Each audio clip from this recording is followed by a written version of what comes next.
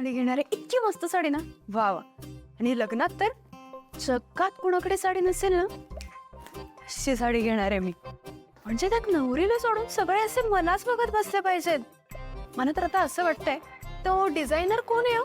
मनीष काय, हा तो आपलं मनीष, त्यालाच कॉन्टॅक्ट करावा लागेल मला. बापरे, काय काय प्लॅन होते माझे, सगळे फिसकटली. त्या दिशेच्या बापाला घरी पडायचं होतं. आता एवढ्या कमी वेळात एवढं सगळं कसं अरेंज करणार आहे मी?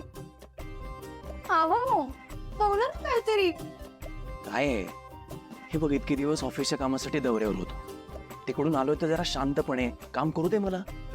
आणि काय आल्या आल्या गडबड चालली आहे. मला वाटलं होतं इतके दिवस नाहीये तर सुधारली असेल, पण कुत्र्याचं शेपूट वाकडं ते वाकडच. हे मला कुत्रा म्हणाले का? ओ, तुम्ही मला कुत्रा म्हणालात मला?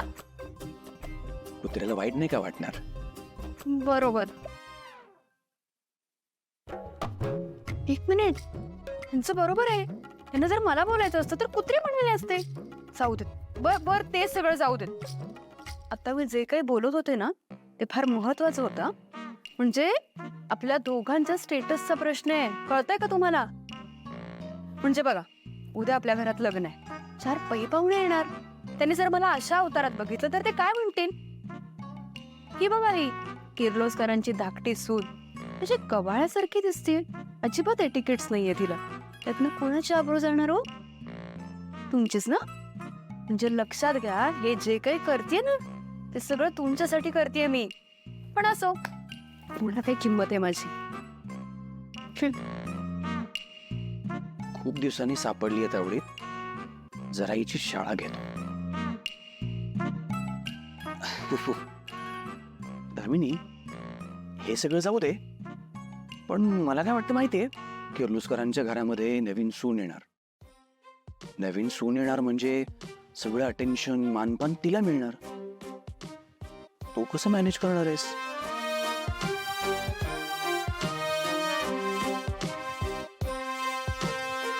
हा म्हणजे हे बघ, मला माहितीये ती तुझी खूप छान मैत्रीण आहे, पण तरी पण.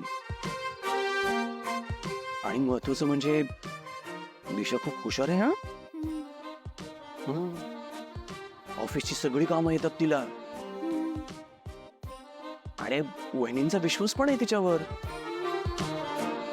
एकटं ऑफिस सांभाळते, आदित्य आणि प्रीतम नसताना सुद्धा. तू कसं करणार आहेस ग मॅनेज यामध्ये?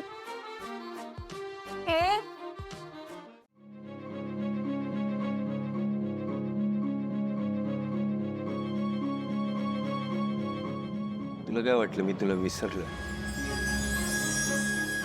मी कधीच विसरू नाही शकत तुला. पण इथे एवढं काय काय चालू आहे ना की खरंच डोकंच चालत नाहीये. मुंबई सोडून ते गावी राहायला आलोय प्रीतमच्या प्रेमासाठी. पारूचा नवरा असल्याचं नाटक करतोय, आबासाहेबांचं मन जिंकण्याचा प्रयत्न करतोय. ह्या सगळ्यात आहे ना, खूप महत्वाची गोष्ट आहे ती तुला सांगायची राहिली. या संपूर्ण प्रवासात आहे ना, पारू वेगळीच वाटायला लागली मला.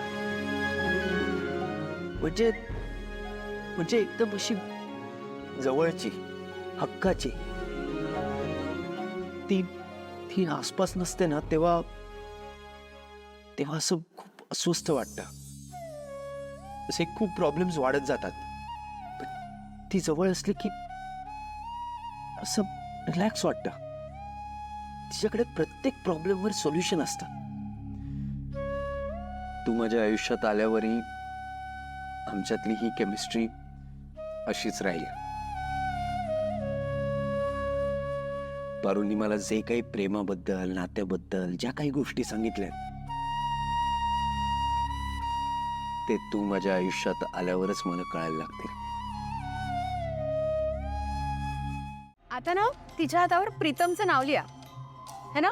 हो, प्रीतमचं नाव लिहा इथे.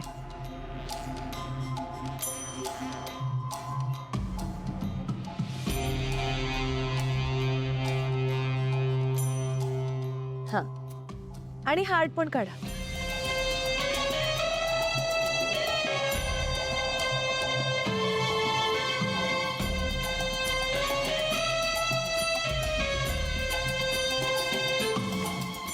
सासू मॉम, प्रीतचं नाव बघा माझ्या हातावर किती सुंदर दिसतंय.